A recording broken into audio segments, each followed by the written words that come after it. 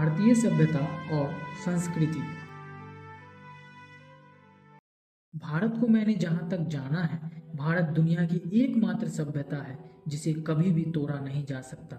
सभी देशों की सभ्यता खत्म हो चुकी है, बर्बाद हो चुकी है, जैसे रोम और ग्रीस की सभ्यता, यूरोप की सभ्यता, लेकिन भारत अभी भी अपनी सभ्यता को साथ लेकर चल रहा है और दुनिया भर में अपनी चमक बना रहा है। भारत के लोग सभ्य और सामाजिक हैं। सभ्य होना मतलब अपने आप को पहचानना, अपनी रीति रिवाजों का पालन करना।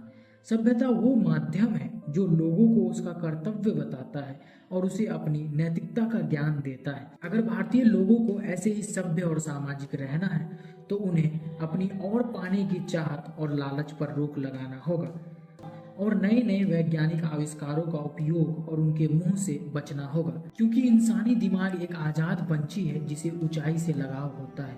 आज साइकिल तो कल बाइक और परसों कार का मुंह होता है और ये भारत की सभ्यता को खत्म कर सकता है, ठीक उसी तरह जैसे रोम और ग्रीस का हाल हुआ।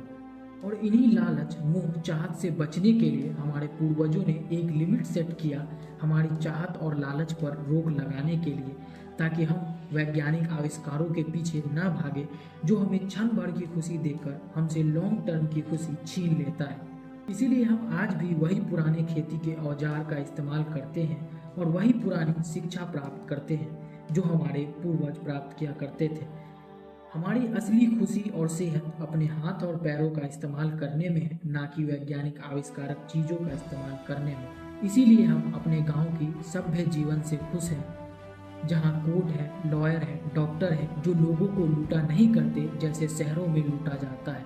वो लोगों के अंदर काम करते हैं और लोगों के लिए काम करते हैं। और एक ऐसा राष्ट्र जिसे सभ्यता, नैतिकता और संस्कृति का ज्ञान हो, वो दूसरों को सिखाता है, उनसे सीखता नहीं। कोई भी पूर्ण रूप से सही या गलत नहीं होता। ऐसा नहीं है कि पश्चिमी सभ्यता खराब है, बल्कि उनसे तो मैंने बहुत कुछ सीखा भी है। जहाँ हमारी सभ्यता भगवान में विश्वास पर टिका है, वहीं वो भगवान में नहीं मानते। वो अपनी जगह सही है और हम अपनी जगह सही हैं।